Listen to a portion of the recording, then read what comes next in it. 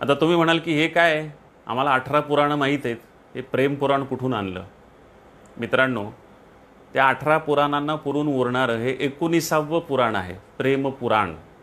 सगळ्या जुन्या ग्रंथांमध्ये सगळीकडं याचा गवगवा आहे आणि सगळीकडं जे आपल्याला पाहायला मिळतं ते प्रेम, त्या प्रेमाचं पुराणच आहे हे, म्हणून त्याला आम्ही प्रेम पुराण असं नाव दिलेलं आहे.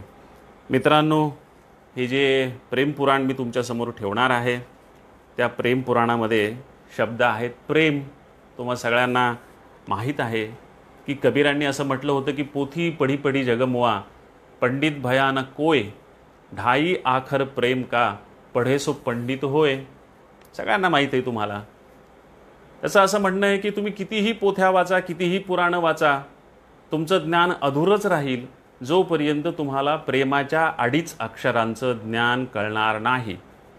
म्हणून म्हटलं हे 18वं पुराण आहे, ही पुढची एक पोथीच आहे आणि म्हणून प्रेम पुराण असं आम्ही त्याला नाव दिलं. मित्रांनो, आता प्रेम ही अडीचच अक्षरं आहेत, तसं म्हटलं तर 2च अक्षरं आहेत.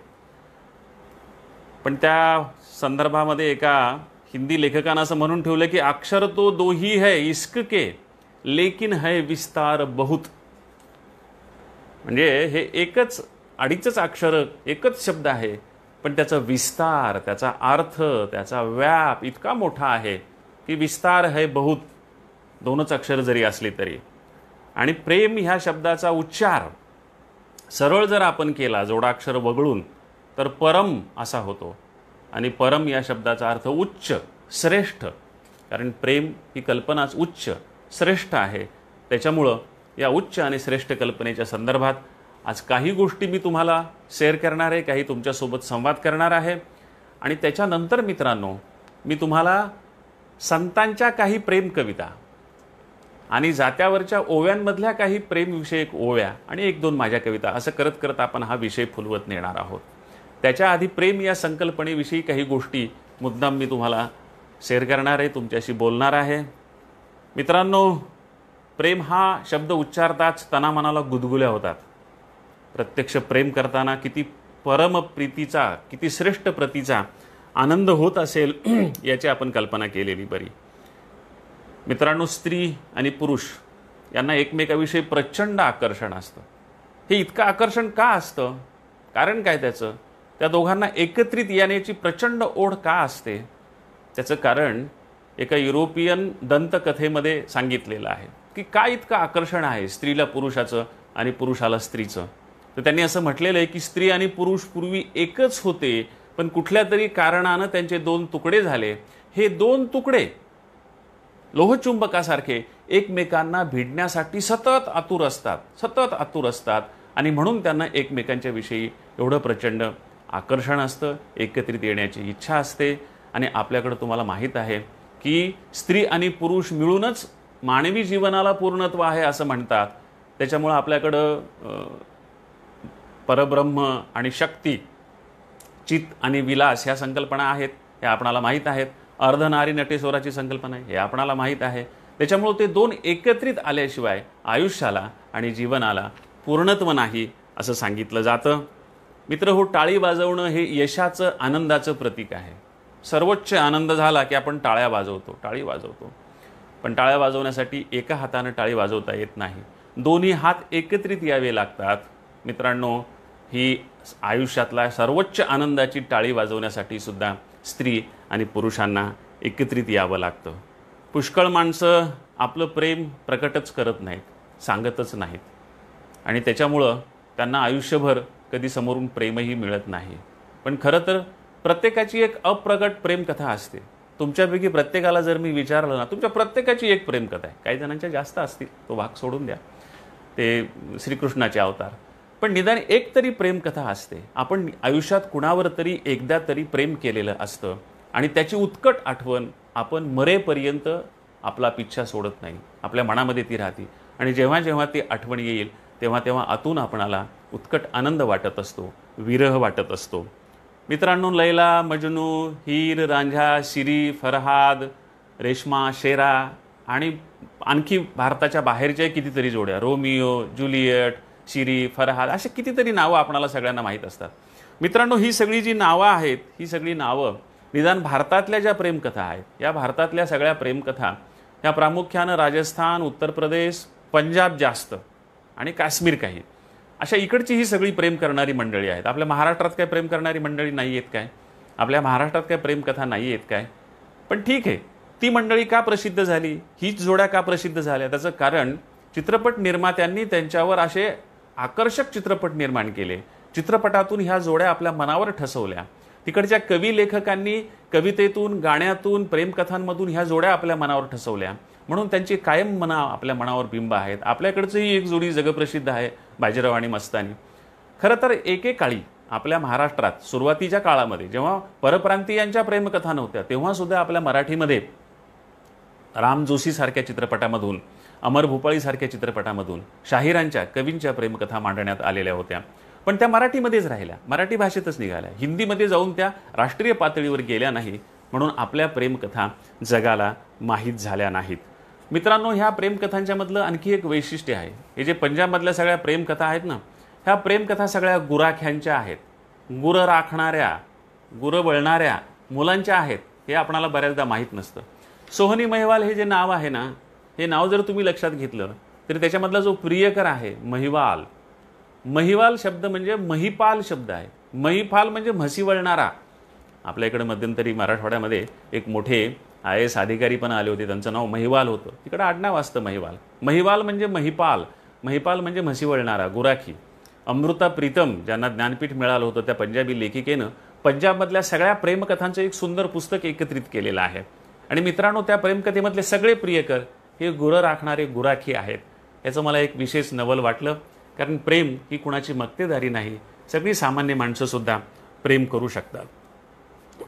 पण मित्रांनो, प्रेमासारखी उदात्त गोष्ट, पवित्र गोष्ट, सगळ्या ग्रंथांमधला पुरून उरलेली गोष्ट, सगळ्या धर्मांना पुरून उरलेली गोष्ट, पण आपल्या समाजामध्ये ती चोरून करावी लागते. कारण ती जर प्रगट झाली, उघड झाली, तर त्याच्याविषयी कुत्सिकतेनं बोललं जातं, हेटाळणीचं बोललं जातं, टिंगल टवाळी बोललं जातं.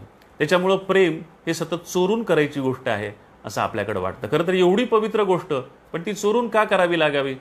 जर ती पवित्र असेल आणि एवढी चांगली असेल तर तिला प्रोत्साहन द्यायला पाहिजे, उलट आईवडिलांनी सपोर्ट करायला पाहिजे. पण असं आपल्याकडं होत नाही. असं का होत नाही? त्याचं कारण आईवडीलच आहेत अशातला भाग नाही. कारण प्रेम करणाऱ्यांनी सुद्धा काही आदर्श आपल्या समाजासमोर ठेवलेले नाही आहेत. प्रामुख्यानं ज्याला आपण प्रेम म्हणतो ते लफडं असतं, आणि लफडं आणि प्रेम याच्यामध्ये जमीन अस्मानाचा फरक आहे. त्याच्यामुळे तुम्ही प्रेम कराल आणि प्रेमाचा आदर्श जगासमोर आणि समाजासमोर ठेवाल, तर समाज पुढच्या पिढ्यांना प्रेम करण्यासाठी प्रोत्साहन देईल. कसं करावं प्रेम? काय असतात प्रेमाच्या अटी? काय असतात प्रेमाचे निकष? तर त्या संदर्भामध्ये मी तुमच्याशी काही बोलणार आहे. मित्रांनो, सगळ्यांना प्रेम आवडतं, पण प्रेम सगळ्यांना मिळत नाही. प्रेम ही दुर्मिळ गोष्ट आहे असं वाटतं, आणि ही दुर्मिळ गोष्ट असल्यामुळं तिच्याविषयीचं आकर्षण प्रचंड असतं सगळ्यांना. लोकांना वाटतं की ही एक दैवाची गोष्ट आहे, ती काही आपल्या हातातली नाही आहे. त्याच्यामुळं सगळेजण आपली ही मनातली भावना, मनातल्या प्रेमाच्या वासनेची पूर्ती हे कलाकृती पाहून घेतात. म्हणजे प्रेम गीत गाऊन, प्रेम कविता वाचून, प्रेमविषयक चित्रपट पाहून, प्रेमविषयक नाटक पाहून आपल्या मनातल्या प्रेमाची पूर्ती आपण करतो. आपण चित्रपट पाहायला गेलो ना, तर आपण चित्रपट पाहत असताना कधीच त्या हिरोच्या ठिकाणी स्वतःला पाहायला सुरुवात केलेली असते. आणि मग तुम्हाला सगळ्यांना माहीत आहे की घाली जेव्हा माणसं बसलेली असतात आणि तो प्रियकर प्रेयसीला मिठी मारतो, आलिंगन देतो, तेव्हा सोड सोड सोड म्हणून सगळे ओरडतात, कारण सगळेजण त्या हिरोईनला स्वतःची प्रेयसी समजत असतात. तर असल्या आपल्या मनातली इच्छा, मनातली भावना, वासना, तृप्ती आपण कलाकृतीच्या माध्यमातून करत असतो. त्याच्यामुळं प्रेमविषयक कलाकृतींना प्रचंड भाव आहे. प्रेम चित्रपटांना प्रचंड गर्दी असते, लोक तो पाहायला जातात. त्याच्यामुळं सगळ्या चित्रपटांमध्ये प्रामुख्यानं प्रेमकथा असतात. प्रेमकथा नसलेले फार क्वचित कलात्मक चित्रपट आपल्याकडे निघतात. मित्रांनो, एक इंग्लिश लेखक आहे, एरिक फॉर्म असं त्याचं नाव आहे. एरिक फॉर्म नावाच्या लेखकांचं एक पुस्तक आहे, आर्ट ऑफ लव्हिंग. आपल्याकडे जसं आर्ट ऑफ लिव्हिंग आहे श्री रविशंकर यांचं, तसं ते आर्ट ऑफ लव्हिंग नावाचं जुनं पुस्तक आहे. त्याचा मराठीमध्ये प्रेमसाधना नावानं शरद नावरे यांनी अनुवाद पण केलेला आहे. म्हणजे हे एका अर्थानं प्रेमाचं गाईडच आहे, आणि त्याच्यात खूप चांगल्या गोष्टी त्यांनी सांगितलेल्या आहेत. प्रेमाला समाज विरोध का करतो? तर त्याचं कारण आहे माणसानं व्यवस्था आणि समाज काही अटींनी नियमांनी केलेला आहे आणि तो स्वतःच्या सोयीसाठी केलेला आहे. समाज माणसाने निर्माण केला, प्रेम निसर्गानं निर्माण केलं आणि निसर्गाचा आणि माणसाचा सतत संघर्ष सुरू असतो. त्याच्यामुळं प्रेमाचा आणि समाजाचा देखील सतत संघर्ष सुरू असतो. म्हणून प्रेमाला समाज सतत विरोध करत आलेला आहे. प्रत्येकाला वाटतं मित्रांनो आपल्यावर कुणीतरी प्रेम करावं, पण तुम्हाला हे माहीत आहे का की आपल्यावर कुणीतरी प्रेम करावं याची दुसरी अट आहे, आपणही कुणावर तरी प्रेम करावं. प्रेम ही गोष्ट दिल्या घेतल्याची असते, नुसती घेतल्याची नसते. खरं तर जगातला कुठलाच व्यवहार नुसता घेण्याचा आणि देण्याचा नसतो, देण्या घेण्याचा असतो. परस्परांना दोघांनाही त्याची गरज असते. म्हणून बऱ्याचदा लोकांना कळत नाही की आपण सुद्धा प्रेम करायला पाहिजे, उत्कटपणे प्रेम करायला पाहिजे. समाजात लोकांना असं वाटतं की यशस्वी माणसावर लोक प्रेम करतात, म्हणून माणसं यशस्वी होण्याचा प्रयत्न करतात, श्रीमंत होण्याचा प्रयत्न करतात, कीर्ती मिळवण्याचा प्रयत्न करतात, लोकप्रियता मिळवण्याचा प्रयत्न करतात, यशस्वी होण्याचा, संपत्ती मिळवण्याचा, घरदार हे सगळं मिळवण्याचा प्रयत्न करतात. कारण त्याच्यामुळं आपल्यावर कुणीतरी प्रेम करायला असं त्यांना वाटत असतं. आकर्षक व्यक्तिमत्वामुळं लोक आपल्यावर प्रेम करतील असं वाटल्यामुळं आकर्षक व्यक्तिमत्वाच्या मागं लागतात, बॉडी बिल्डर होतात, आणखी काय काय करतात, प्रसाधनं वापरतात, कपडे भारी भारीचे घालतात, त्याच्यामुळं प्रेम मिळेल असं काही जणांना वाटतं. असं वाटतं काही जणांना, बऱ्याच जणांना असं वाटतं की लोकप्रियता आणि आपल्या दर्शनामध्ये, ॲपिअरन्समध्ये सेक्स ज्याला काय म्हणतो की अपील, ते सेक्स अपील आणि लोकप्रियता ह्याच्यामुळं प्रेम मिळतं असं वाटल्यामुळं बाकीच्यांना असं वाटतं, ज्यांच्याकडे हे नाही आहे, लोकप्रियता नाही आणि सेक्स अपील नाही ज्यांच्या एकूणच व्यक्तिमत्वामध्ये, त्यांना असं वाटतं की प्रेम ही आपल्यासाठीची गोष्ट नाही आहे. त्याच्यामुळं ते बिचारे बाजूला राहतात, प्रेमाच्या नादी लागत नाहीत. पण वरचे जे सगळे बॉडी बिल्डर असतात, पैसे कमवतात, कीर्ती कमवतात, बाकी काय काय करतात प्रेमासाठी, त्यांच्याही वाट्याला प्रेम येईलच याची खात्री नसते. कारण प्रेम ही नैसर्गिक गोष्ट आहे, ती कुणाच्या वाट्याला येईल, कशी येईल ते काहीही सांगता येत नाही. उलट जो कुणी असं काही करत नाही, ज्याच्या मनातही प्रेम नसतं, त्याला अचानक प्रेम मिळतं आणि खूप प्रेम मिळतं, असंही कधीकधी होऊ शकतं. मित्रांनो, प्रेमोत्तर विवाह चांगला की विवाहोत्तर प्रेम चांगलं, असाही एक गोष्ट विचार करण्यासारखी आहे. म्हणजे प्रेम करून मग विवाह करायचा का ठरवून दिलेल्या विवाहानंतर प्रेम करायचं? खरं तर दोन्हीही गोष्टी करता येतात. पण आपल्या समाजामध्ये ठरीव लग्नानंतर जे नवरा बायको एकमेकावर प्रेम करतात त्याला कोणी प्रेम म्हणत नाही, त्याला कोणी प्रेम कथा म्हणत नाही. उलट नवरा बायकोवर खूप प्रेम करू लागला तर त्याची आई त्याला म्हणते की हा खूप तिच्या आहारी गेलाय, तिनं मुठीत ठेवलंय, तिनं काहीतरी जादू केली. खरं तर ते प्रेम असतं, ते काही मुठीत घेणं नसतं, ती काही जादू नसती. तर विवाहोत्तर सुद्धा प्रेम करता येतं आणि आपल्या देशामध्ये, आपल्या समाजामध्ये विवाहोत्तर उत्कट प्रेम करणारे, मरणानंतरही प्रेम करणारे आणि एकाच्या मरणानंतर दुसरा आपोआप मरण येईल अशा प्रकारे जगणारे खूप लोक आहेत. अशी उत्कट प्रेम विवाहोत्तर सुद्धा करता येतं. मित्रांनो, प्रेमात पडणे आणि टिकून राहणे ही मोठी अवघड गोष्ट आहे. पडणं सोपं आहे, पण टिकून राहणं मोठी अवघड गोष्ट आहे. सुरुवातीचा काळ असतो, लोंढा असतो, त्या लोंढ्यामध्ये उत्कटतेने ते दोघांना एकत्रित येताना एकमेकांचे दोष दिसत नाहीत.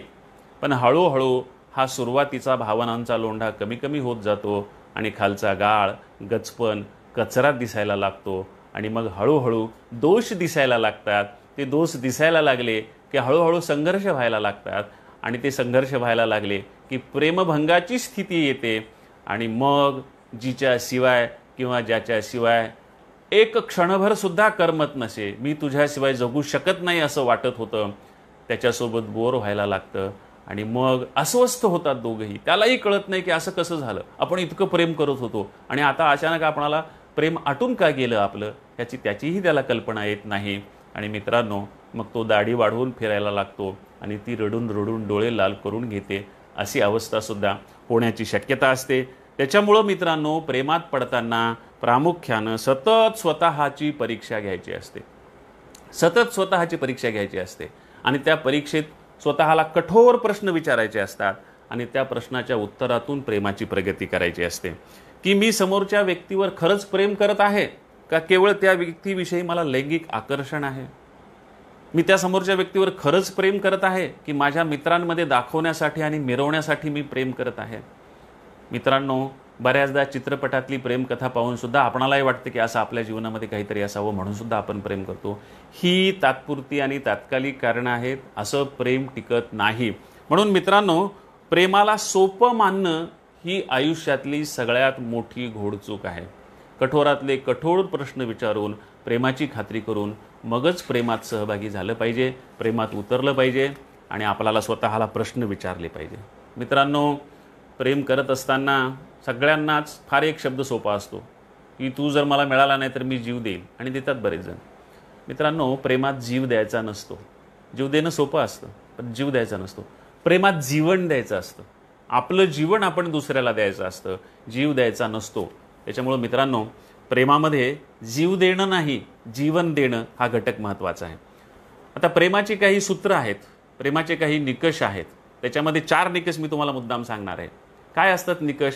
काळजी घेणे, जबाबदारी स्वीकारणे, सन्मान करणे आणि समजून घेणे. हे प्रेमाचे 4 पैलू आहेत, 4 घटक आहेत. एक एक घटक पुन्हा पुन्हा समजून घ्या. काळजी घेणे, जबाबदारी स्वीकारणे, सन्मान करणे आणि समजून घेणे हे प्रेमाचे 4 पैलू आहेत. याच्यामध्ये काळजी घेणे हा जो पैलू आहे हा आईच्या बाजूचा पैलू आहे. आई आपल्या मुलावर काळजी घेते, निष्पक्ष काळजी घेते, त्याच्याकडून काही अपेक्षा ठेवत नाही. त्याच्यामुळे ज्याच्यावर आपण प्रेम करतो त्याच्या जीवनाबद्दल आणि प्रगतीबद्दल आपण सतत काळजी घेतली पाहिजे. हा प्रेमाचा पहिला पैलू आहे. जबाबदारी हा दुसरा पैलू आहे. जबाबदारी म्हणजे प्रत्येकाच्या मानसिक गरजांना प्रतिसाद देणे. काय त्याच्या मानसिक गरजा आहेत ते लक्षात घेऊन समोरच्याला प्रतिसाद देणे. जबाबदारीचं रूपांतर हुकुमशाहीत झालं की संपलं प्रेम. मग प्रेम राहतच नाही शिल्लक. मग प्रेम हे गळ्यातलं लोढणं बनतं, नको वाटतं प्रेम. त्याच्यामुळं कधीही जबाबदारीचं रूपांतर हुकुमशाहीत होऊ देऊ नका. तिसरा प्रेमाचा पैलू मान. मान म्हणजे दुसऱ्याच्या आत्मसन्मानाची बूज राखणं, त्याच्या आत्मसन्मानाला ठेच बसणार नाही असं सतत राहणं, असं सतत वागणं. मित्रांनो, सन्मानाचा उगम स्वातंत्र्यात असतो आणि प्रेम हे स्वातंत्र्याचं बाळ आहे, हुकुमशाहीचं बाळ नाही. प्रेम हे स्वातंत्र्यापोटीच जन्माला येतं. ते जसं तुमच्या स्वातंत्र्याचं आहे तसंच समोरच्याच्याही स्वातंत्र्याचं आहे. आणि मित्रांनो, दुसरी गोष्ट आहे, चौथा जो पैलू आहे प्रेमाचा तो म्हणजे समजून घेणे, समोरच्याला समजून घेणे. माणसाचं व्यक्तिमत्व गूढ आहे, ते समजणं अवघड आहे. एक माणूस दुसऱ्या माणसाला समजत नाही. घरातल्या घरात एक माणूस दुसऱ्या माणसाला समजत नाही, त्याच्या मनात काय चाललंय, ह्याच्या मनात काय चाललंय. पण जेव्हा प्रेम होतं आणि प्रेमामध्ये माणसं उत्कट होतात तेव्हा एका हृदयाची गोष्ट दुसऱ्या हृदयाला आणि दुसऱ्या हृदयाची गोष्ट पहिल्या हृदयाला आपोआप कळत असते. त्याच्यामुळं प्रेमामध्ये हे समजून घेण्याचा जो प्रकार आहे तो प्रकार अत्यंत महत्त्वाचा आहे. मित्रांनो, व्हॅलेंटाईन डे हा प्रेमाचा दिवस नाही. व्हॅलेंटाईन डे हा प्रेमाच्या बाजाराचा दिवस आहे. त्या दिवशी ज्या वस्तू विकल्या जातात त्या कंपन्यांनी त्याचं महात्म्य वाढवलेलं आहे. प्रेम ही एका दिवशी करायची गोष्ट नाही, क्षणोक्षणी, घडोघडी, रोज आणि प्रत्येक रोजी करायची ती गोष्ट आहे. त्याच्यामुळं प्रेम व्हॅलेंटाईन डेच्या दिवशी हे शो हा प्रेमाचा बाजार आहे. प्रेमाची परिणती मित्रांनो शृंगार असतो. स्त्री आणि पुरुषानं एकत्रित असतं, दोघांच्या देहाचं शरीराचं मिलन संगम ही प्रेमाची परिणती आहे. प्रेम तिथं जाऊन पोचतं, तिथं जाऊन टेकतं. प्रेमाची ही जी परिणती आहे ना, शृंगार आणि संगम, तरी त्या शृंगार आणि संगमामध्ये मूलतः स्त्री आणि पुरुषाची लक्षणं प्रगटतात. काय लक्षणं आहेत त्याच्यामध्ये? तर स्त्रीची लक्षणं आहेत, पुरुषाचं लक्षण आहे आत शिरणे, क्रियाशील असणे, शिस्त आणि साहस. हे पुरुषाचं लक्षण आहे. आणि स्त्रीचं काय लक्षण आहे शृंगारामध्ये? सामावून घेणे, रक्षण करणे, व्यवहारीपणा आणि टिकून राहणे. ही स्त्रीची लक्षणं आहेत. आणि प्रेमाची परिणती जो शृंगार आहे त्या शृंगारामध्ये ही लक्षणं स्त्रीची आणि पुरुषाची प्रगट होत असतात. मित्रांनो, बंधूवरचं प्रेम हेही प्रेमच आहे, बहिणीवरचं प्रेम हेही प्रेमच आहे, आईवडिलांवरचं प्रेम हेही प्रेमच आहे, मातृभूमीवरचं प्रेम हेही प्रेमच आहे. प्रेम अनेक आहेत, पण प्रेयशीच्या प्रेमामध्ये आणि या प्रेमामध्ये फरक आहे. प्रेम शब्द सगळीकडे वापरला जातो, पण फरक आहे. काय फरक आहे? तर ही सगळी प्रेम कंपल्सरी आहेत. त्याच्यात तुम्हाला चॉईस नाही, निवड भाव नाही. तुम्ही निवड करू शकत नाही. तुम्ही तुमच्या मातृभूमीची निवड करू शकत नाही, आईची निवड नाही. ते ठरलेलं आहे, भाऊ ठरलेले आहेत. पण प्रेयशीमध्ये निवड भाव आहे. तुम्हाला निवडून त्या माणसावर प्रेम करता येतं. हा या बाकीच्या प्रेमामध्ये आणि प्रेयशीच्या प्रेमामध्ये फरक आहे.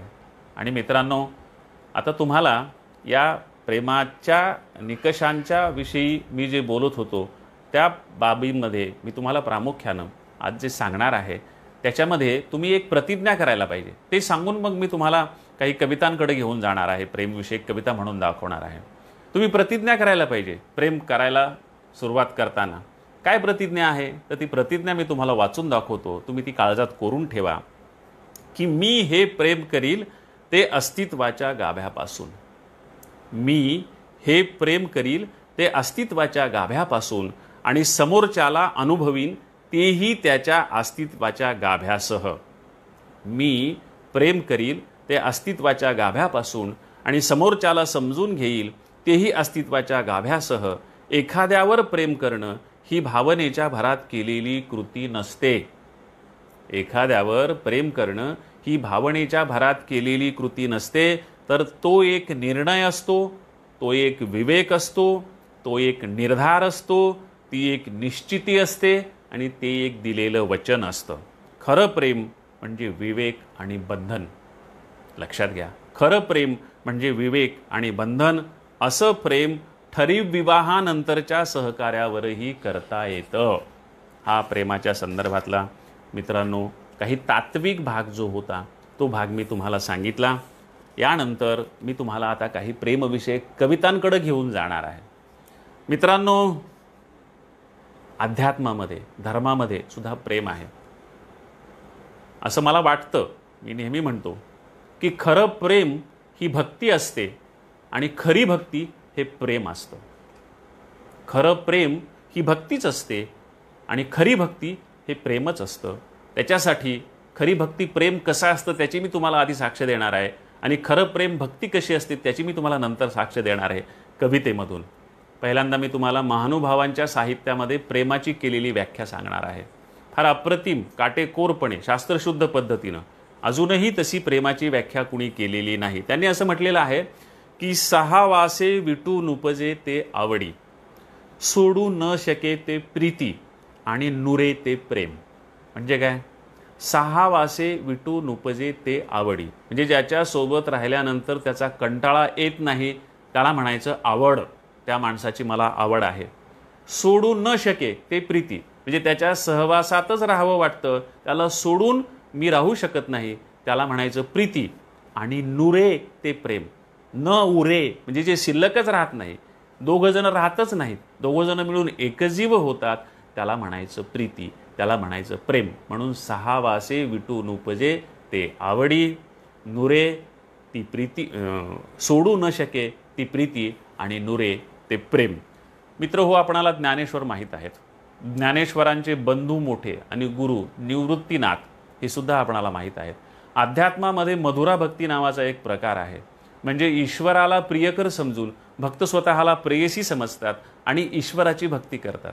हिंदीमध्ये हे खूप आहे, सुफी कवितेमध्ये हे खूप आहे, मराठीमध्ये सुद्धा अगदी सुरुवातीपासून हे आहे. त्याच्यामुळं एक निवृत्तीनाथांची आणि ज्ञानेश्वरांची पण एखादी दुसरी रचना त्या संदर्भातली मी तुमच्यासमोर ठेवणार आहे.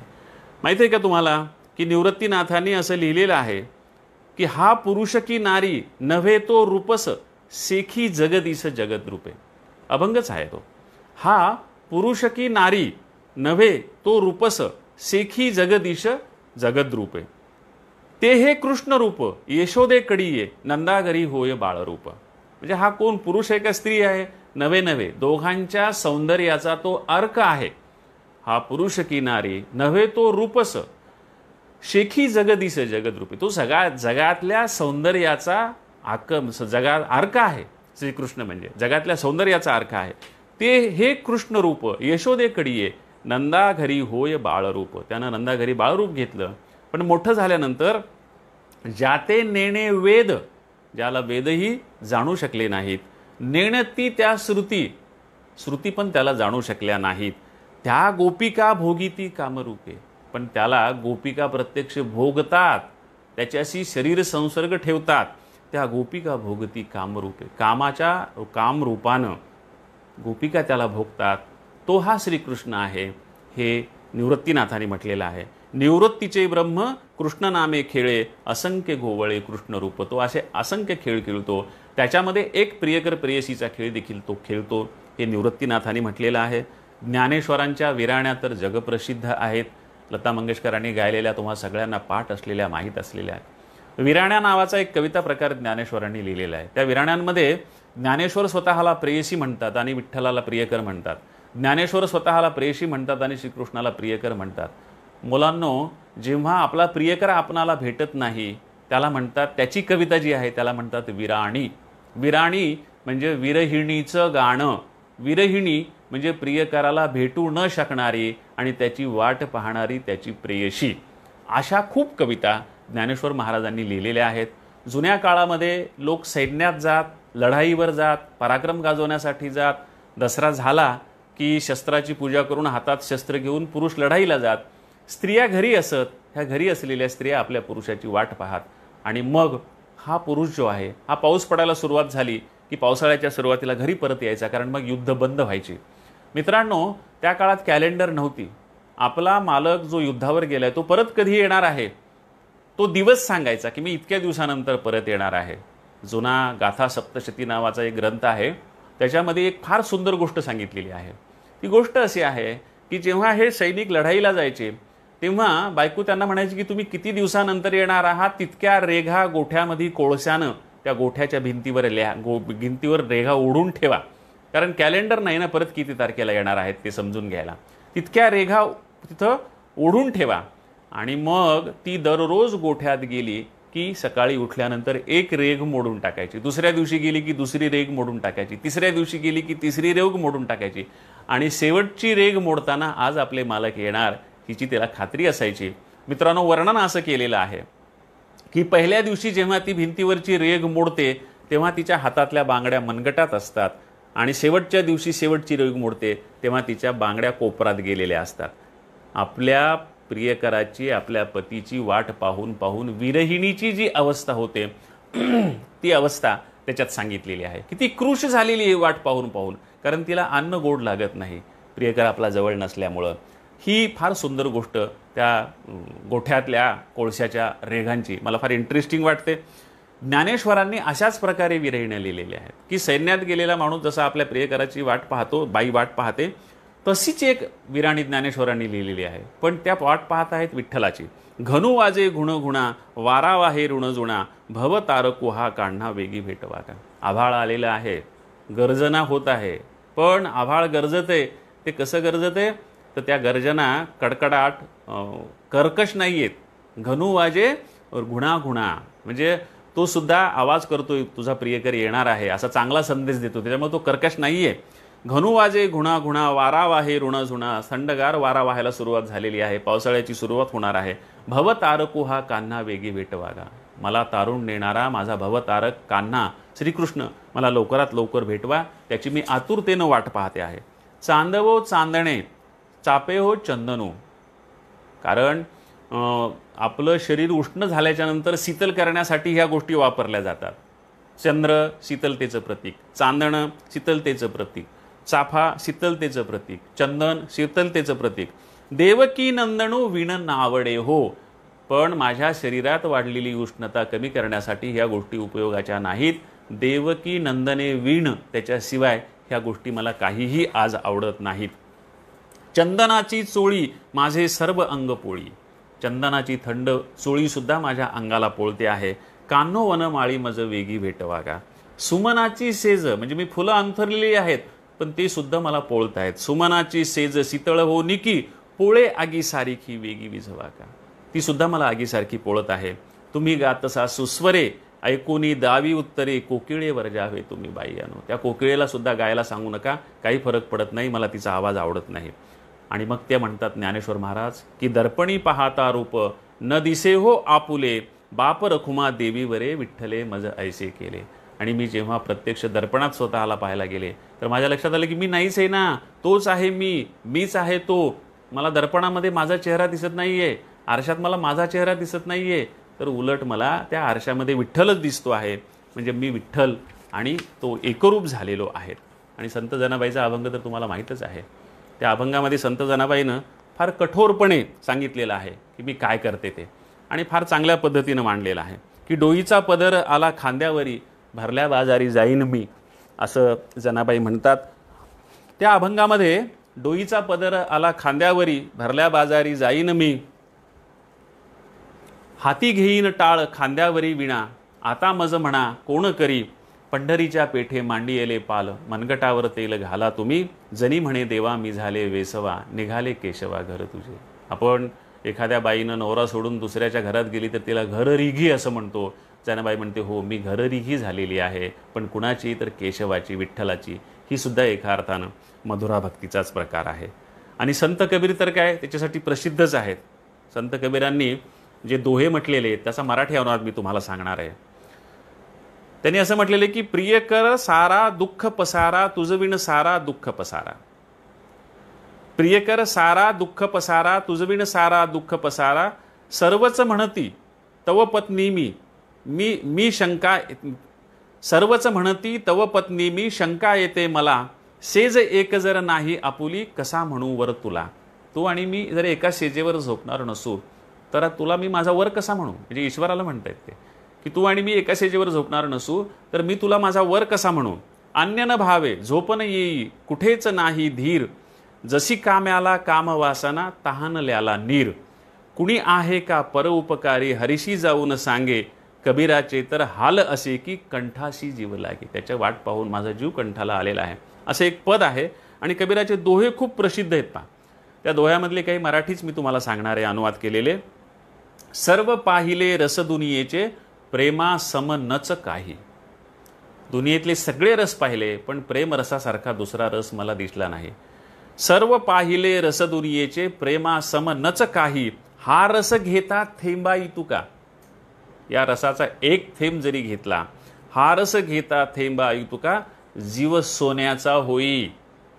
दुसरं त्यांचं दोहा आहे, प्रेमाची तर वाट निमुळती, दोघांना न प्रवेश, प्रेम की गली अतिसंकरी, जामे दोन समाय. असं त्यांनी म्हटलेलं आहे की प्रेमाची गल्ली अरुंद असते, त्याच्यामध्ये दोघं जण मावू शकत नाहीत. प्रेमाची तर वाट निमुळती, दोघांना न प्रवेश, एक होऊनी चाललात तर तुमच्या मागे यश. सौंदर्यावर अन पैशावर मरणारे ना कमी. कबीर म्हणतो सौंदर्यावर अन पैशावर मरणारे ना कमी, याशिवाय जी जीव लावती, खरे तेच तर प्रेमी. दो नयनांच्या महालात या बुबुळे अंथरिली. अतिशय नाजूक कबीराने लिहिलेलं आहे की प्रियकराला मी कुठं ठेवलेलं आहे, माझा प्रियकर कुठं आहे. दो नयनांच्या महालात, माझ्या या दोन डोळ्यांच्या महालात, बुबुळे अंथरिली, त्याच्यामध्ये मी बुबुळ अंथरून त्याच्यासाठी अंथरून करून ठेवले. पापणी यांचे लावून पडदे, प्रियास झोपविले. माझ्या पापण्यांचे पडदे लावून माझ्या प्रियाला मी आतमध्ये झोपू घातलेला आहे. दो नयनांच्या महालात या बुबुळ अंथरिले, पापणी यांचे लावून पडदे, प्रियास झोपविले. सर्व शरीर हे खारे काऊ, वेचून वेचून मांस. ही एक पुन्हा फार सुंदर विरहिणीचीच गोष्ट आहे की एक विरहिणी आपल्या प्रियकराची वाट पाहते आहे. वाट पाहून ती थकून गेलेली आहे. कुठल्याही काही कारणानं तो आलेला नाही आहे आणि ती तशीच विकलांग होऊन आडराणात त्याची वाट पाहत पडलेली आहे. आणि हे मेलेलं प्रेत आहे असं समजून कावळे तिला टोचत आहेत. आणि त्या टोचणाऱ्या कावळ्याला ती म्हणते आहे की कागा कागा सबतन खैयो. कावळ्या कावळ्या, माझं सगळं शरीर खाऊन टाक बाबा, माझी काही तुला ना नाही, खाऊन टाक माझं सगळं शरीर. कागा कागा सबतन खैयो, चुनचुन खैयो मांस. वेचून वेचून माझ्या शरीरातलं सगळं मांस तू खाऊन घे, माझी काही हरकत नाही. कागा कागा सबतन खैयो, चुनचुन खैयो मांस, ये दो नैना मत कहियो, मोहे पिया मिलन कियास. पण हे माझे दोन डोळे खाऊ नकोस रे बाबा, कारण ते डोळे माझ्या प्रियकराची वाट पाहत आहेत. अशी उत्कट प्रेमाविषयीची भावना कबीरांनी त्यांच्या एका दोह्यामध्ये सांगितलेली आहे. त्यांचे आणखी काही दोहे आहेत, ते मी तुम्हाला हिंदी पण म्हणून दाखवतो आणि त्याचा मराठी अनुवाद पण म्हणून दाखवतो. हिंदी दोहा असा आहे की कबीर निज घर प्रेम का, तासा मार्ग अगाध. कबीर निज घर प्रेम का, तासा मार्ग अगाध. शीस उतारे पगतल धरे, तब निकट प्रेमास्वाद. त्याचा मराठी अनुवाद आहे, प्रेम आपुले घर आहे, आपलंच घर आहे ते. प्रेम आपुले घर आहे, पण अवघड वाट अगाध. पण त्याची वाट अवघड आहे, अगाध आहे. प्रेम आपुले घर आहे, पण अवघड वाट अगाध. पायतळी धर मस्तक, मग घे जवळून प्रेमास्वाद. आधी तुम्हाला तुमचं डोकं उतरून ठेवावं लागतं आणि मगच तुम्हाला त्या रस्त्यानं जाता येतं. दुसरा दोहा आहे, पिंजरी प्रेम प्रकाशा, जाग्या जोग अनंत. माझ्या शरीरामध्ये प्रेम आलेलं आहे. पिंजरी प्रेम प्रकाशा, जाग्या जोग अनंत. संसार छूटा सुख भया, मिल्या पारा कंत. मराठी अनुवाद आहे त्याचा. प्रेम प्रगटता देहामध्ये, प्रगटे जोग अनंत. म्हणजे माझ्या शरीरात जर प्रेम प्रगट झालं तर माझ्या मनामध्ये जोग सुद्धा प्रगट होतो. झंझट चुकते प्रेमही मिळते, प्रेमळ मिळतो कंथ. हे सगळं जगाचे झंझट चुकून जातं आणि प्रेमळ कंथ मला मिळतो. हे कबीराचा आणखी एक दोहा, फारच सुंदर दोहा आहे की पिंजरी प्रेम प्रकाशा, अंतरी भया उजास. माझ्या शरीरात प्रेम प्रगटलं आणि मी उदास झालो. मुख कस्तुरी महमही, वाणी फुटी बास. त्याचा मराठी अनुवाद सांगतो तुम्हाला. प्रेम प्रगटता देहामध्ये, अंतरी भरे प्रकाश. माझं शरीर उजळून निघालं, माझं मन उजळून निघालं, माझं अंतःकरण उजळून निघालं जेव्हा माझ्या अंतःकरणामध्ये प्रेम प्रगट झालं. प्रेम प्रगटता देहामध्ये, अंतरी भरे प्रकाश. कस्तुरी घमघम मुखात प्रगटे, शब्दासही सुवास. घमघम कस्तुरी माझ्या मुखात प्रगट होते आणि माझ्या शब्दांना सुद्धा सुवास यायला लागतो जेव्हा प्रगट होतं. हे प्रेमाचं महात्म्य आहे, जे माणसाला सुगंधी करतं, जे माणसाला आकर्षक करतं, जे माणसाला गोड बनवतं, असं ते प्रेम. एक निनावी दोहा नाही आहे पण शेर आहे. त्या शेरमध्ये असं म्हटलेलं आहे की हेही अर्थात म्हणजे फरियाद वगैरे जे तिकडचे आहे त्याच्यापैकीच कुणीतरी सुफीपैकी आहे ते, मला त्याचं नाव नाही आता आठवत नेमकं. त्यांनी असं म्हटलेलं आहे कि इश्क अगर हद से गुजर जाए तो बीमारी है. इश्क अगर हद से गुजर जाए तो बीमारी है, और हद से ना गुजरे तो अदाकारी आहे. म्हणजे हदेच्या पलीकडं प्रेम गेलं तर ती बिमारी आहे आणि हदीच्या अलीकडंच असलं तर ते नाटक आहे, ते प्रेमच नाही आहे. असा फार इंटरेस्टिंग तो शेर आहे कि इश्क अगर हद से गुजर जाए तो बीमारी है, और हद से ना गुजरे तो अदाकारी आहे. मित्रांनो, आपले संत तुकाराम त्यांनी सुद्धा प्रेमाविषयी छान छान लिहून ठेवले.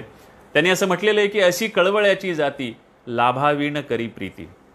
दुसरं असं म्हटलेलं आहे की प्रेम प्रीतीचे बांधले, ते न तुटे काही केले.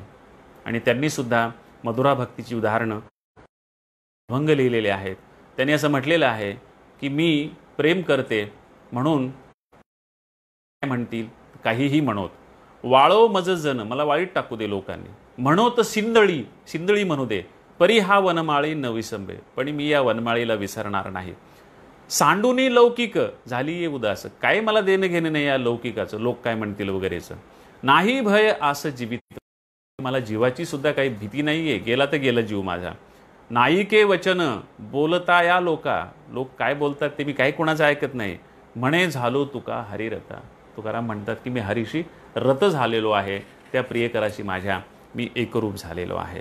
आणि तो प्रसिद्धच अभंग आहे की हाची नेमा आता न फिरे माघारी, बैसले शेजारी गोविंदाचे, की आता मी माघारी नाही फिरणार, त्याच्याजवळ जाऊन बसलेले आहे. घर रिगी झाले पट्टराणी बळे, म्हणजे मी घर निघालेलं आहे देवाची, पण कसं तर पट्टराणी बळे, मी घर निघाले पण त्याच्या बायकोपेक्षा पट्टराणीपेक्षा मी जास्त जवळची होऊन बसले. घर रिगी झाले पट्टराणी बळे, वरिले सावळे परब्रह्म, आणि त्या सावळ्या परब्रह्माशीच माझा आता विवाह झालेला आहे. बळीयाचा अंग संग झाला आता, आता काय बाबा माझा नवरा फारच मोठा आहे, बळीया आहे, सर्वश्रेष्ठ आहे या पृथ्वीवरचा. बळीयाचा अंग संग झाला आता, नाही भय चिंता तुका म्हणे, आता मला कशाचीच भय आणि चिंता नाही, कारण माझा नवरा फार मोठा माणूस आहे, त्याचा मला प्रचंड आधार आहे. अशा प्रकारे निवृत्तीनाथांपासून ते ज्ञानेश्वरांपर्यंत अनेक संतांनी ही मधुरा भक्तीची उदाहरणं आपणाला पाहायला मिळतात. म्हणून मी तुम्हाला सांगितलं की खरं प्रेम ही भक्तीच असते आणि खरी भक्ती हे प्रेमच असतं, हे याच्यावरून आपल्याला पाहायला मिळालं.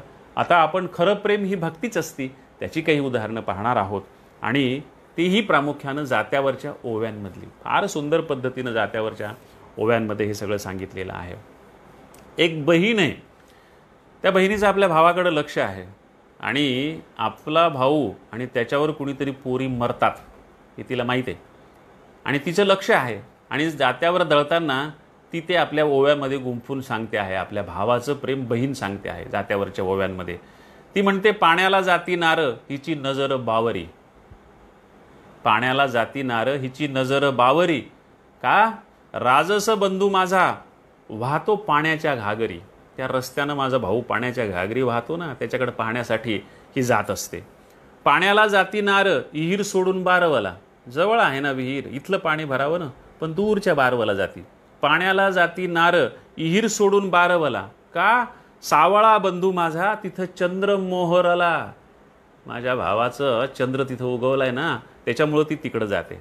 पाण्याला जाती नार पाणी भराया बाजू देत. पाण्याला जाती नार पाणी भराया बाजू देत. बंधू राजसग माझा करतो आंघोळ बारवत. तिथं तो बारवेत आंघोळ करतो, त्याला पाहण्यासाठी ती तिथं चाललेली आहे. तुम्हाला सैराटचा सीन आठवला असेल, ते ह्या गाण्यामध्ये फार आधीच्या काळात म्हणजे 100, 200 का 300 वर्षापूर्वी जात्यावरच्या ओव्यात हे बायांनी सांगून ठेवलेलं आहे. पाण्याला जाती नार बंधू माझा ग आंघोळीला. पाण्याला जाती नार बंधू माझा आंघोळीला. त्याच्या रुमाल ग नार मागती चुंबळीला. आणि त्याचा रुमाल चुंबळीला मागते आहे. ही प्रतिकात्मक आहे. हे सगळे अर्थ तुम्ही समजून घ्याल. पाण्याला जाती नार नार काग रातर करून.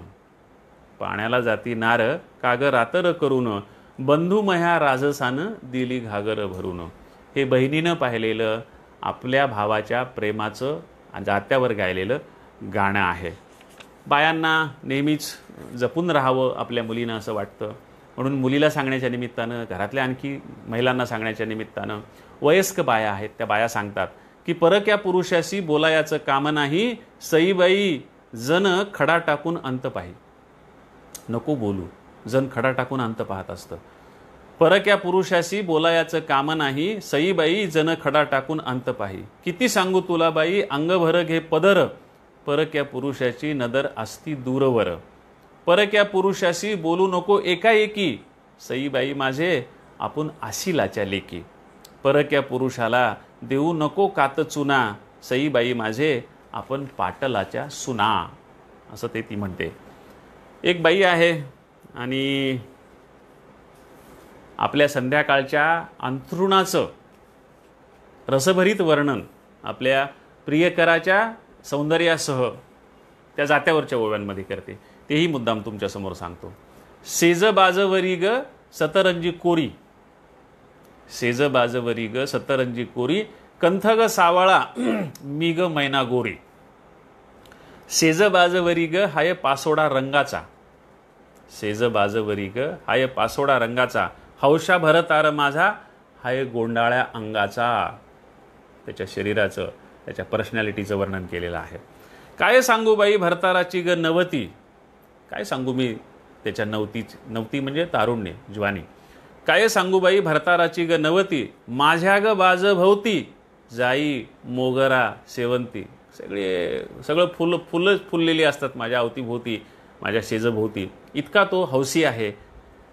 काय सांगू बाई भरताराची ग नवती, माझ्या ग बाज भोवती जाई मोगरा सेवंती. अत्तराचा वास माझ्या अंगाला कोठून. मी तर अत्तर लावलेलं नाही, माझ्या अंगाला अत्तराचा वास कुठून येतोय. अत्तराचा वास माझ्या अंगाला कोठून, गुज बोलायाला सखा बसला खेटून. जीव सिनला कामान उस तुझ्या मांडीवरी. म्हणजे आधीच्या ओवीमध्ये सांगितलं की त्याला खेटून बसले म्हणून माझ्या अंगाला अत्तराचा वास आला. आता हे शेतातला प्रसंग आहे. काम करून थकले, दुपारच्या वेळी झाडाखाली बसलेले आहेत. जीव सिनला कामान उस तुझ्या मांडीवरी. त्याच्या मांडीला उस देऊन, त्याच्या मांडीवर डोकं ठेवून ती बसलेली आहे. जीव सिनला कामानं उस तुझ्या मांडीवरी, तुझ्या तांबड्या मंदिलाची सावली तोंडावरी. आणि तुझ्या तांबड्या फेट्याची मंदिलाची सावली माझ्या तोंडावर पडलेली आहे. जीवा माझ्या जवाहिऱ्या बोलू नको घाई घाई. काय गडबडे, का घाई करतोयस, घाई करू नकोस. संध्याकाळच्या वेळेस ती आपल्या शेजेवरच्या प्रियकराला सांगते, जीवा माझ्या जवाहिऱ्या बोलू नग घाई घाई, आपण संगला सेजला रात दुसऱ्याची नाही. सगळी रात्र आपलीच आहे ना, आपण संगला सेजला आहोत, काही गडबड करायची गरज नाही. उताळ माझी माती, सिताळ माझी निरी. स्वतःच्या सौंदर्याचं, स्वतःच्या प्रकृतीचं एकदम ज्याला काय म्हणू की आपण शृंगार रसपूर्ण असं वर्णन ती स्वतः करते की उताळ माझी माती सीताळ माझी निरी हौशा माझ्या भरतारा बसा जवळ बिनघोरी. अशा प्रकारे ते आपल्या स्त्रीला म्हणते. पुढच्या ओवींमधून ते असं म्हणते की सावळा भरतार सये सुरतीचा मोती. रंगाना आहे सावळा पण सुरतीचा मोती आहे. सावळा भरतार सये सुरतीचा मोती सेजीला किती सांगू कंथ माझा चंद्रज्योती. साक्षात चंद्रज्योत फुलावी तसा तो प्रसन्न आहे. भरताराचं सुख जसं पुनवचं चांदन हवशा कंथ माझा सये केवड्याचं पानं. हे फार सुंदर पद्धतीनं सांगितलेलं आहे. आणि आधी आपण जसं विरहिणी पाहिली तशी एक जात्यावर पण विरहिणी आहे. तिचा पती बाहेरगावी गेलेला आहे. तिची जे हाल आहेत ते ह्या जात्यावरच्या ओवींमध्ये सांगितलेले आहेत. गावाला गेलं बाई नाही पुसलं ग मला. जाताना मला विचारलं पण नाही त्यांनी. रुसले रागावले का काय त्याच्यामुळं लवकर येणार का काय. गावाला गेलं बाई नाही पुसलं ग मला हारखुटीचा सुकला. गावाला गेलं बाई जाळी गुंफिली पलंगा कधी येतील कुणी सांगा. गावाला गेलं बाई घास तोंडातला फिर मन मोरावानी झुर. गावाला गेलं बाई घास तोंडातला फिर मन मोरावानी झुर. गावाला गेलं बाई डोळ्याला नाही डोळा. गावाला गेलं बाई डोळ्याला नाही डोळा जीव झाला मासा तोळा. गावाला गेलं बाई सुटला वारा धुंद. गावाला गेलं बाई सुटला वारा धुंद कोण्या रानात गोविंद. गावाला गेलं बाई पाला पडतो अंगणी. गावाला गेलं बाई पाला पडतो अंगणी वाळ हिरवी लिंबोनी. आणि हिरवी लिंबोनी सुद्धा वाळायला लागलेली आहे त्या विरहानं असं ती म्हणते. गावाला गेला बाई मोहाझरीचा पटका. आता पुढे दुसरे वेगळ्या आहेत त्या म्हणजे विरहाच्याच आहेत पण वेगळ्या रचनेमध्ये. गावाला गेला बाई मोहाझरीचा पटका रान उठल खायाला रात देती या चटका. गावाला गेला बाई मोहाझरीचा पटका रान उठल खायाला रात देती या चटका. गावाला गेला बाई गेला माझा वेलदोडा सपनात येतो त्याच्या मंदिलाचा तिढा. किती ग वाट पाहू उभी सोप्याच्या खांबाला माझ्या बाई राजसाचा नदर पडना संबला. दिस जातो कामाधामा रात मला ग येठीची. वेठ बिगारासारखी वाटते. दिस जातो कामाधामा रात मला ग येठीची माझ्या बाई राजसाच्या आस लागली भेटीची.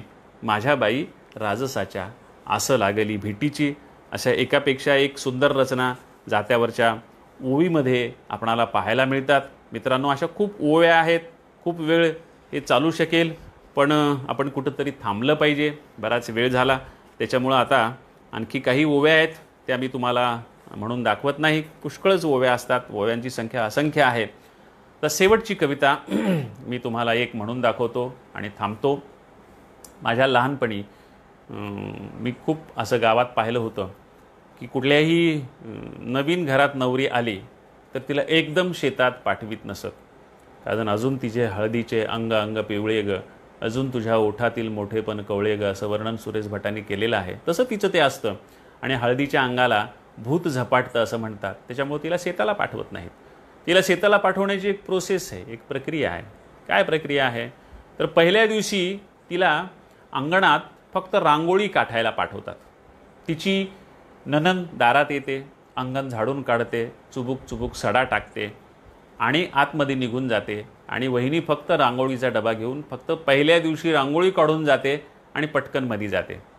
दुसऱ्या दिवशी तिची नणंद दारात येते, अंगण झाडून काढते, सडा सारवणाची बादली आणून ठेवते, वहिनी दारात येते, सडा सारवण टाकते, रांगोळी काढते, मध्ये जाते. तिसऱ्या दिवशी मग घरातली ही नवी नवरी स्वतः अंगण झाडून सडा टाकून रांगोळी काढते. चौथ्या दिवशी तिला झाडलेला कचरा टाकण्याच्या निमित्तानं उकिरड्याचा परिचय करून दिला जातो. आणि पाचव्या दिवशी मग तिला शेतात नेलं जातं. शेताची ओळख करून झाली, शेताचं दर्शन करून दिलं जातं. तिच्यासोबत तिची नणंद जाते, कधी कधी सासू जाते. पण माझ्या लहानपणी घरात असं कोणी नसल्यामुळं मला माझ्या वहिनीला घेऊन शेतात जाण्याचा प्रसंग आला. आणि मग मी शेतात गेलो. आईनं मला सांगितलं की अरे वहिनीसोबत शेतात जाय तू आणि आपलं अमुक अमुक शेत आहे तिथं आपल्या दादानं आऊत लावलेलं आहे, त्या आपल्या मळ्यातल्या आवताच्या तिथं बहिणीला नेऊन सोड आणि तू थांबू नको तिथं, तू चिंगाट पळत घरी ये. मी का थांबू नको मला कळालं नाही. लहान मुलाला जे करू नको म्हटलं ते करावं असं वाटतं. त्याच्यामुळं मी वहिनीला घेऊन गेलो, शेतामध्ये दादाजवळ नेलं, सांगितलं दादा ही आपली वहिनी, वहिनीला सांगितलं हा आपला दादा, हे आपलं शेत. आणि आई म्हटली होती ना चिंगाट पळत घरी यायचं, तिथून मी चिंगाट पळालो. पण मला उत्सुकता होती की आई पळ का म्हणाली, घरी ये का म्हणाली, तिथं थांबू नको का म्हणाली. म्हणून मी तिथून चिंगाट पळालो. पण थोडासा दूर जाऊन एका झाडाच्या पाठीमागं बुंद्याच्या उभा राहिलो. आणि काय करतात दादा आणि वहिनी, जे पाहू नको असं आईनं सांगितलं ते पाहण्यासाठी तिथं उभा राहिलो. माझं वय लहान होतं. त्या लहान निरागस नजरेनं जे मी पाहिलं ते निरागस शब्दामध्ये तुम्हाला सांगण्याचा प्रयत्न करतो. ही शेवटची कविता ही म्हणतो आणि थांबतो. मित्रांनो, या फेसबुक पेजवर येण्यासाठी बऱ्याच दिवसापासून प्रयत्न चालले होते अर्जुनचे आणि माझेही. आज तो योग आला, खूप चांगला योग आला. गणपतीच्या महोत्सवात हा योग आला आणि गेल्या तासाभरापासून तुम्हीही उत्तम पद्धतीनं मला दाद दिली. त्याबद्दल फेसबुक पेज, त्याचे बाकीचे ॲडमिन अर्जुन फड, त्यांचे मी आभार मानतो. आपल्याही सगळ्यांचे आभार मानतो. आणि शेवटची कविता सादर करतो आणि थांबतो. कविता अशी आहे की गेली हळद धुवून नवे पणबी मोडलं, एका दिशी सगुणीला शेती माईनं धाडलं. गेली हळद धुवून नवे पणबी मोडलं, एका दिशी सगुणीला शेती माईनं धाडलं. दोपारीच्या ओपारीला आली भाकर घेऊन, दोपारीच्या ओपारीला आली भाकर घेऊन, जीव कावरा बावरा दूर बसली जाऊन. दिस असून इसाळू काही सरता सरना, 14 घंट्याची रात्र काही पुरता पुरना. तुह्या महुर जीवाची अशी लागली या गोडी, घास एकच करावा वाट करू नये फोडी. नाक घासावं नाकानं, फट फोडावा दातानं, वाट सोडावा बुचुरा जरा हलक्या हातानं. राकेसाचा आडदांड फुलं पाखराचा मऊ, राकेसाचा आडदांड फुलं पाखराचा मऊ. जीव पडला भरांती काय नको काय खाऊ, जीव चळला सगुणे म्हणू नको दिसरात. जीव चळला सगुणे म्हणू नको दिसरात. बघ राघून मैना कशी घेतली पखात, मैना करी धडपड राघू चेतला अधिक. मैना करी धडपड राघू चेतला अधिक. उजेड आला अंधार आला कोण घालीतय भीक, डोळे झाकता अंधार उघडता उजाडत. डोळे झाकता अंधार उघडता उजाडत. वासनेचं वझ जव्हा पापणीला जड होतं, वासनेच्या पालखीला स्वतः खांदा देतो देव. वासनेच्या पालखीला स्वतः खांदा देतो देव. त्याच्या मणी उतरता करी अंधाराची माव, पख भिडली पखाला चोचर उतली चोचित. मोर पखाची नव्हाळी आली बोचऱ्या नखात. पख भिडली पखाला चोचर उतली चोचित. मोर पखाची नव्हाळी आली बोचऱ्या नखात. जीवा भावाच्या वढीनं जीव भिडला जीवाला, जीवा भावाच्या वढीनं जीव भिडला जीवाला. नव्या जीवाच्या जन्माचं कोड पडलं देवाला, नव्या जीवाच्या जन्माचं कोड पडलं देवाला, नव्या जीवाच्या जन्माचं कोड पडलं देवाला. नमस्कार.